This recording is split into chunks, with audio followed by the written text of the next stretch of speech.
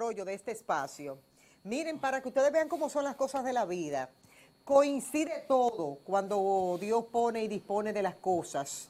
Nosotros tenemos ahora situaciones de las que se han puesto sobre la mesa, se han estado discutiendo en los medios de comunicación sobre la situación de Punta Catalina, el fideicomiso, esta situación fiduciaria con el Banco de Reservas, y realmente hay como una especie como de confusión en todos los ámbitos. Aunque hemos escuchado al ministro de Energía y Minas, Antonio Almonte, hablar al respecto y mostrarlo todo, que como que no hay ningún tipo de inconvenientes, que todo está bajo control, y estamos como medios, como en una espera para ver si no surgen elementos nuevos. Mientras tanto, con nuestros invitados vamos a estar siempre, toda esta semana, evaluando todo ese tipo, porque es bueno saber qué piensa cada parcela política de las diferentes organizaciones políticas.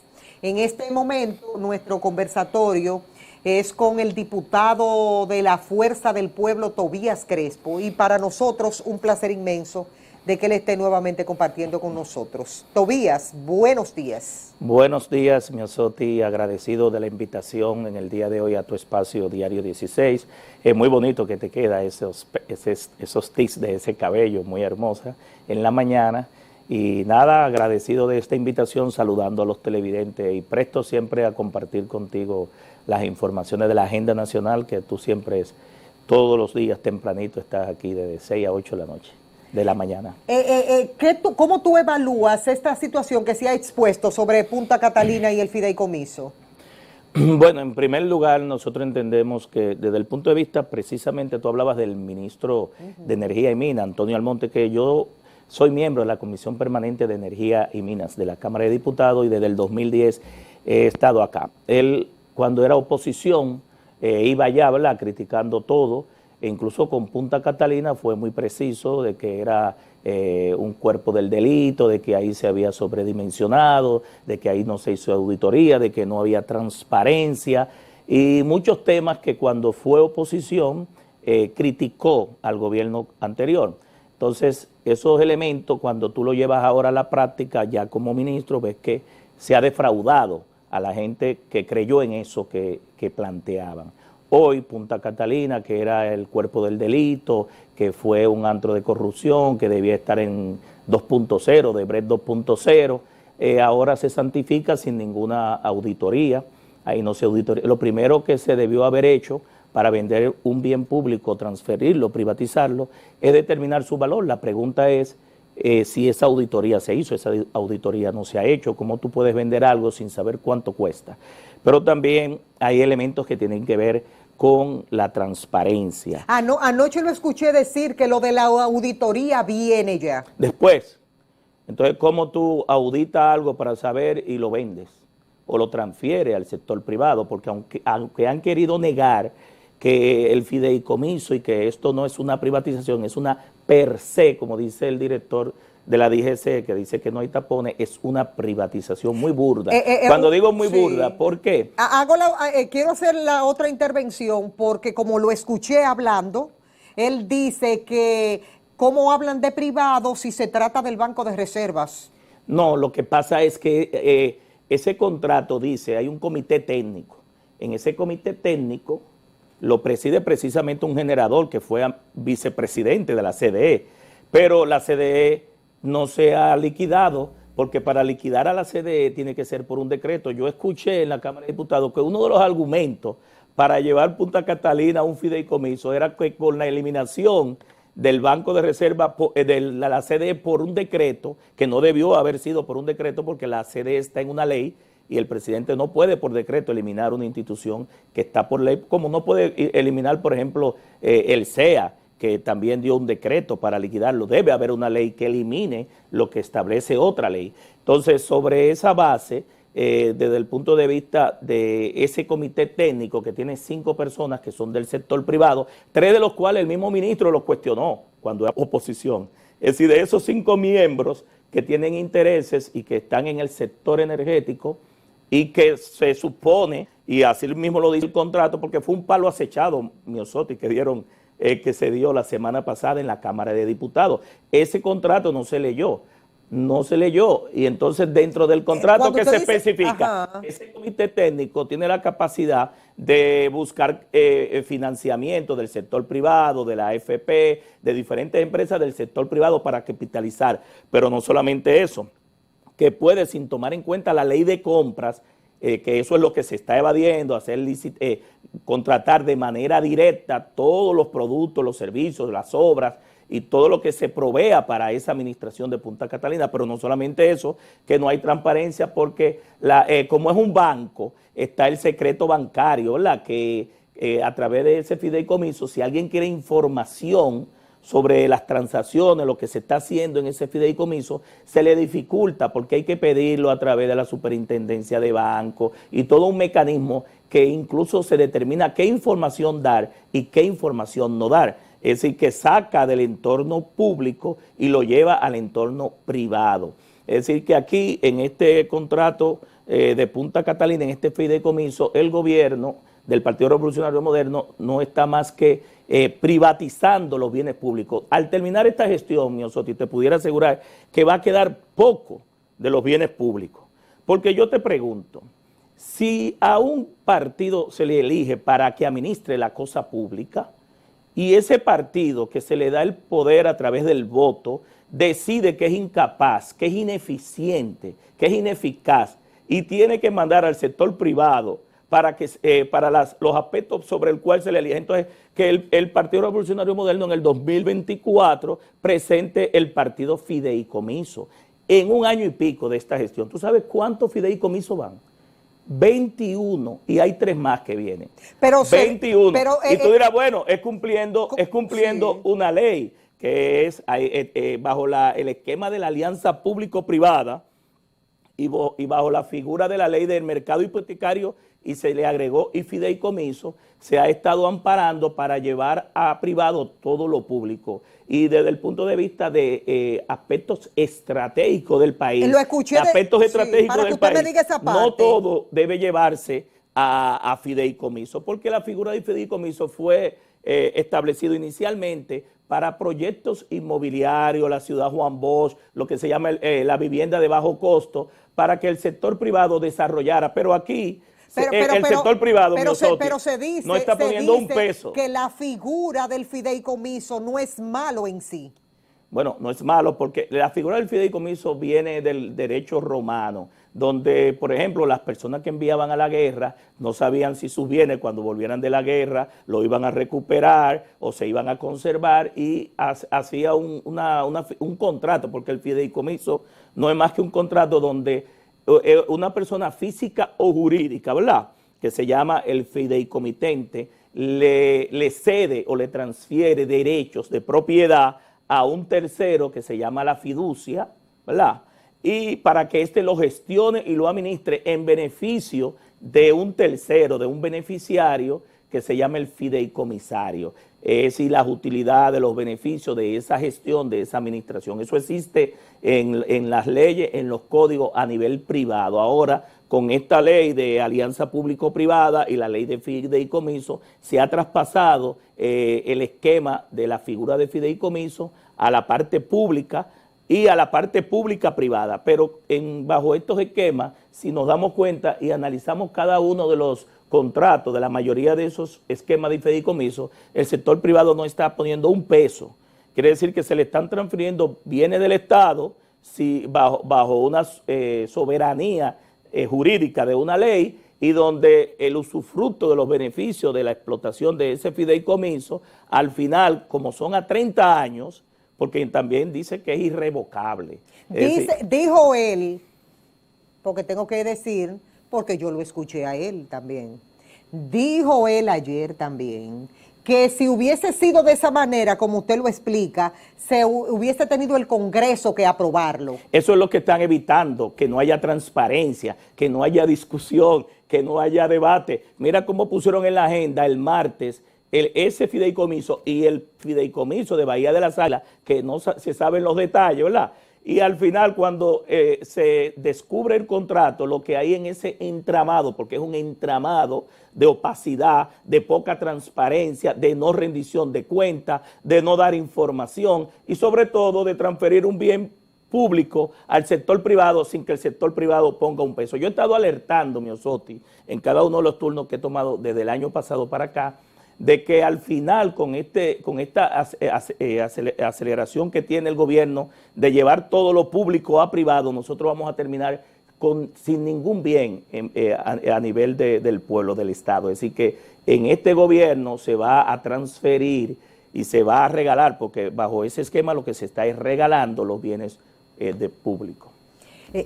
Quiero que nos vayamos a ciertos aspectos políticamente hablando también que se han estado dando en el país. La salida del bloque de Antonio Marte de la Fuerza del Pueblo.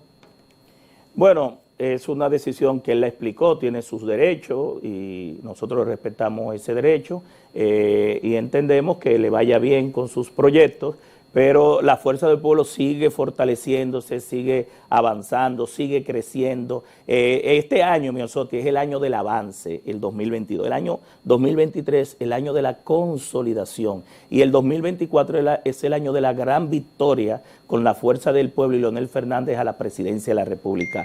Le deseamos suerte a nuestro amigo y colega congresista Antonio Marte, que le vaya bien en su proyecto. Pero nosotros estamos conformando porque también él se declaró independiente. Eso no quiere decir que en un momento dado no pueda apoyar la candidatura presidencial de la Fuerza del Pueblo. No, lo que pasa es que don Antonio sabe demasiado. Cuando él habla de independencia, y déjame ver quién me va a convencer. Es decir, que ustedes están en la línea de ver si convencen a Antonio. No, él se retiró, renunció del partido, dice que va con un proyecto presidencial que ya él lo tenía, que todavía la Junta no se lo ha... Me parece que es el de primero la gente. Primero la gente no se ha validado y su eslogan encaja muy bien también con lo que hacemos en la Fuerza del Pueblo, que primero la gente.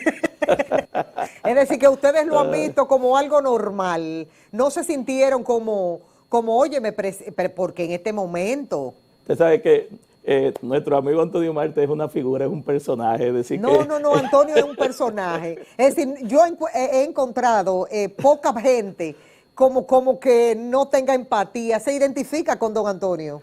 Pues don Antonio es una gente una del gran pueblo. parte sí, otra gran parte no, porque tampoco uno es como dicen, un espejito, ¿verdad? Sí, pero, de oro, para caerle bien a todo el mundo. Sí, pero... y sobre todo cuando uno entra a la vida pública y política. Que se complica la situación. Sí. Pero regularmente tiene como pocos frentes, don Antonio.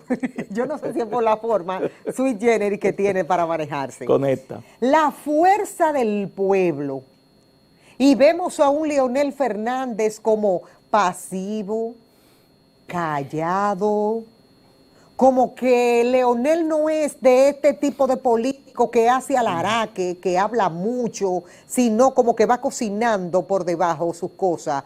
¿Qué es lo que realmente está pasando? Que vemos a un Leonel tan tranquilo y tan pasivo. Pues mira, no es tan así. El presidente Leonel Fernández, presidente de la Fuerza del Pueblo, está trabajando intensamente. Incluso tuvo que parar un poco porque se infectó de COVID, que ya dio negativo, y ha retomado sus actividades. Es decir que desde el año pasado para acá el presidente de la Fuerza del Pueblo no ha descansado un momento. Tú lo has visto en el primer Congreso Constitutivo de la Fuerza del Pueblo, dando inicio al Plan General de Afiliación y Organización de la Fuerza del Pueblo, haciendo juramentaciones no solamente de personas que vienen del PLD, sino de otros partidos, viajando a Nueva York, a Estados Unidos, viajando a Europa y conformando, dando ruedas de prensa sobre los principales temas que la República Dominicana está enfrentando actualmente con esta pandemia y sobre todo, Miossoty, haciendo recomendaciones y sugerencias. El presidente Leonel Fernández nunca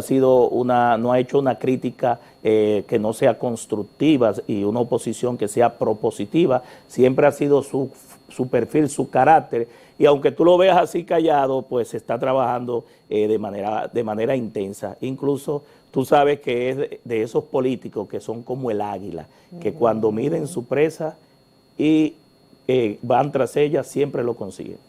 Cuando ustedes escuchan que hay un PRM que está fortaleciéndose y tratando de fortalecerse a lo interno, rumbo ya, hablando con tanto tiempo de antelación, de las elecciones del 2024. ¿Qué piensan? Yo creo que es todo lo contrario, Miosotti. El Partido Revolucionario Moderno no ha podido satisfacer las expectativas no solamente del país, de la gente que confió, sino de su militancia, de su base, de la gente del PRM. No quiero meterme, ¿verdad?, en los detalles internos porque respetamos siempre esos temas, pero ante esa debilidad, ¿qué está haciendo? Bueno, a través de la Liga Municipal Dominicana y de el subsecretario general y con fondos que se están transfiriendo, está sacando dirigentes de la oposición, sobre todo alcaldes de la Fuerza del Pueblo, del PLD, del PRD, de otros partidos, porque su debilidad interna, sus conflictos al no poderse poner de acuerdo, está queriendo aparentar una fortaleza, precisamente lo que criticaba haciéndolo. A través del uso de los recursos del Estado, y esto es una denuncia que no solamente la he hecho yo, la hizo mi colega de la Fuerza del Pueblo, Bauta Rojas, senador de la provincia Hermanas Mirabal, de que entienden ellos que a través de la Liga Municipal Dominicana, una entelequia que ellos decían que era una entelequia, que había que, recuerda lo que aquí se iba a aprender el país por la Liga Municipal Dominicana. Tú recuerdas hace un tiempo, ¿verdad?, en los años finales de los 90, y donde ese partido y su líder ya fallecido y todos sus dirigentes decían que la liga debía desaparecer. Tú recuerdas que su planteamiento era que no existiera, que había perdido su enfoque, que era un organismo asesor. Pues precisamente la semana pasada se transfirieron 4.000 millones de pesos para ese fortalecimiento supuesto del partido y para sonsacar dirigente, al cual yo llamo a la Contraloría General de la República y a la Cámara de Cuentas a fiscalizar esos fondos que se están poniendo en la Liga Municipal Dominicana, para que no cuben a muchos alcaldes, porque si cubiaron un juez, cubiaron el país, cubiaron a los PRMistas, ¿qué no será a los alcaldes? Que por cierto, desde su punto de vista, la actuación del juez Madera, ¿cómo usted la califica? Tanto de él como del presidente, un absurdo, es incalificable. ¿Por qué mencionas bueno, porque al presidente? Él era juez y se supone que no debe estar en política ni comprometerse a ese tema, y si pasó o ocurrió lo que dijo el presidente o fue otro a través de él, como se ve en algunas fotos, que lo cubrió, pues alguien tiene que dar la cara, y precisamente me parece, no recuerdo bien, como que el presidente dijo como que no lo conocía. Sí, pero han salido fotos con él y en diferentes actividades, precisamente con el secretario general de la Liga, mi ex colega Víctor de Asa. Sí, es cierto, vi esa foto. Sí. Pero como aquí la gente hace tanto montaje y tantas habría cosas. Que ver quién fue quién fue el cubero. No, y habría que ver si eso es un montaje o no es un montaje, porque uno nunca sabe. No creo, no, porque eso parece ser una visita que hubo varias fotos. Pero uno lo ve como un poco incorrecto también por parte del juez Madera. Sí, lo que nosotros queremos en el Congreso hacer un llamado a nuestros colegas, que evitemos que nos cuben también, porque con lo de Punta Catalina y lo que ocurrió, y lo que iba a ocurrir con el Código Penal, que nosotros cogimos un turno bien contundente, nos iban a cubiar también. Mandar el Código Penal para una próxima legislatura, ¿no fue un error o ustedes lo ven bien? Bueno, fue lo más prudente. Ante una situación que no se había dado, tú sabes que había una comisión bicameral de senadores y diputados, 27 colegas que estaban trabajando en ese código, se presentó un informe, se aprobó allá arriba en el Senado, en la Cámara Alta, bajó a la Cámara de Diputados, no tuvo los votos favorables, que es una 2/3 parte, que es una mayoría calificada, para poder pasar el informe. Entonces, al no tener la mayoría calificada, el informe se rechazó, quedó, como diríamos, en el aire el tema de la ley, el proyecto de ley. No se había producido un precedente en el Congreso con una situación de este tipo, no estaba estipulado en la Constitución, en el capítulo que se llama de la formación de las leyes, en el reglamento interno de la Cámara de Diputados ni del Senado, pero tampoco en el manual de procedimiento. Así que cualquier situación que nosotros pudiésemos estar maniobrando, manejando para darle salida a ese código en ese momento, iba a dar espacio para que cualquier sector, y tú sabes que este es un código muy conflictivo, fuera con toda su razón al Tribunal Constitucional, y nosotros no tenemos temor de que se vaya al Constitucional, porque para eso ellos están, ¿verdad? Para eso está la figura, se le paga para determinar las decisiones que nosotros tomamos si violan la Constitución. Lo que pasa es que ya ha habido un precedente con el mismo código. Hubo instituciones que fueron al Tribunal Constitucional y precisamente por un tema de procedimiento, porque violamos nuestro propio reglamento, fue declarado inconstitucional en el 2014 o 16, la última vez que se aprobó completo el código. Para evitar eso, lo más prudente fue dejarlo sobre la mesa hasta inicio de la primera legislatura de este año 2022 y que ya el Congreso decida la suerte de ese código, que me imagino que lo más prudente es conformar de nuevo una comisión que puede ser bicameral o en la Cámara de Diputados o en el Senado y darle el tratamiento que establece la Constitución, que no se viole el reglamento y que cualquier sector que considere que cuando aprobemos el código, porque debemos aprobar el código, la República Dominicana necesita código penal, sobre todo la política de prevención y combate a la delincuencia para la seguridad ciudadana, si va al Tribunal Constitucional, que sea sobre un numeral, sobre un literal o sobre un artículo. Finjus dice, pero no el código dijo, completo. como quiera va a ir al Constitucional, dijo Finjus.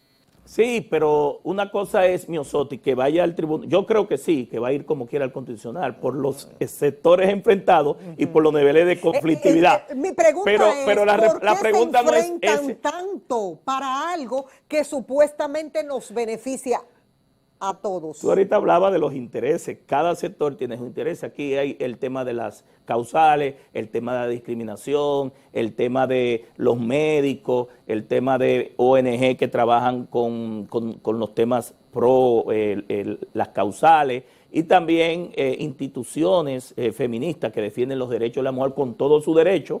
Hay otros derechos de minoría que están establecidos ahí, pero yo entiendo, Miosotti, que la minoría no puede imponerse sobre la mayoría. La mayoría de la población queremos código, debemos aprobar el código. Pero yo lo escucho a todos decir lo mismo, es como un discurso, el mismo discurso. No, pero nosotros hemos votado porque al político no le crea lo que dice, cree lo que hace y su trayectoria. Si tú vas a buscar las votaciones nuestras allá en el Congreso, siempre he votado porque yo entiendo que necesita el código. Ahora, lo que te digo es, una cosa es que se vaya al Tribunal Constitucional por un artículo y se declare inconstitucional ese artículo, un numeral, que se declare el código completo, que ahí es donde nosotros no debemos permitir, porque entonces estaríamos postergando y evitando que la sociedad tenga los beneficios del código. Una preguntita, de lo que nosotros tenemos ahí actualmente, ahora mismo, en ese código, con todas las modificaciones que se le han hecho, ¿contempla que pueda perimir los hechos por corrupción? No, porque se está establecido en tratados internacionales y en la Constitución que los delitos de corrupción son imprescriptibles, ¿sí? Que no prescriben. ¿Pero querían cómo modificar eso? Pero iba a declararse inconstitucional, porque está en la Constitución y en tratados y acuerdos que tiene la República Dominicana, el cual ha ratificado. Entonces, y que tienen rango, al ratificarse, adquieren el rango. Pero se dejó entonces como manda la ley. Debe ser así, sí. No es que debe ser así. ¿Cómo se dejó ahí eso? Lo que pasa, Miosotti, que la última versión que pusieron un día antes, que ahí fue donde nosotros tomamos un tuit. ¿Cuál fue la versión que pusieron un día Nosotros no sabíamos lo que había ahí. Entonces, aprobar de un día para otro un código sin uno saber ese texto que le pusieron ahí, el gato entre macutos que había ahí, y después, iba a ser contraproducente. Ustedes no revisaron para ver qué decía. No hubo tiempo. Al final se leyó, pero en la semana, después de leído, se pidió un cuarto de intermedio, se dejó para el martes, y el martes siguiente, de manera muy prudente y equilibrada, se dejó para el 27 de febrero. Exactamente. Bueno, entonces hay que leerlo de nuevo, otra vez de nuevo. Bueno, sí, perime, porque ya en la comisión lo han leído. Es decir, si estamos hablando del Sí, pero usted dijo que no, nadie levantó la mano porque no se sabía lo que había. No. Lo que pasa es que el que vino del Senado, Miosotti, se leyó durante 3 días. Exacto. Completo. Exacto. Los 419 artículos. Se leyó el informe de la comisión bicameral. Se leyó el informe de disidente de 2 senadores y 2 diputados. Entonces, ¿por qué no se levantó la mano ya? Se hicieron 21 modificaciones que fueron rechazadas. Duramos 5 días en debate. 5 días en debate. ¿Me entiendes? Sí, es decir, claro. 3 días leyéndolo y 5 días de debate. Entonces no es posible que de un día para otro te traigan un código sin uno saber qué contenía los 419 artículos. Entonces, mientras y tanto, decían que era lo mismo. Decían que era lo mismo. Para saber que era lo mismo hay que leerlo, hay que debatirlo y hay que analizarlo, hay que volverlo a discutir porque fue una nueva iniciativa. Sí. Mientras tanto, la sociedad dominicana está a la espera de que se pueda cumplir con ese renglón. ¿Usted cree que lo vamos a lograr? Lo lograremos si hay voluntad política. El Partido Revolucionario, que es el que tiene la mayoría. Yo entiendo que no hay voluntad política y por eso no hemos tenido código. Si hubiese habido voluntad política, los votos están ahí. Te lo puedo asegurar que ha habido voluntad y varias veces se ha aprobado el código. La mayoría queremos código. Entonces, si el Partido Revolucionario Moderno, que es mayoría en el Senado, mayoría en la Cámara de Diputados, quiere código, vamos a tener código. Si siguen con sus pugnas, sus intereses y sus compromisos con algunas ideologías, que para mí no son ideologías, ¿a qué le son teme? preferencias. Según ustedes, como a fuerza sectores del pueblo, que tienen ¿a qué compromiso le aparte temen? de los intereses. Como por ejemplo la iglesia. Bueno, no, la iglesia se ha expresado de manera contundente. Incluso el obispo Masalle dice que si queremos código, métale un préstamo que se va a aprobar de manera expresa. No, lo dijo el obispo, no lo dije yo. El obispo Víctor Masalle fue fuerte. Dijo que si queremos código penal, que le metan un código, que este Congreso lo que ha servido es para aprobar códigos, préstamos. Las gracias a usted por venir. Gracias a ti. Señores, cada vez que Tobías viene aquí al programa es una revolución que hay en todo el sentido.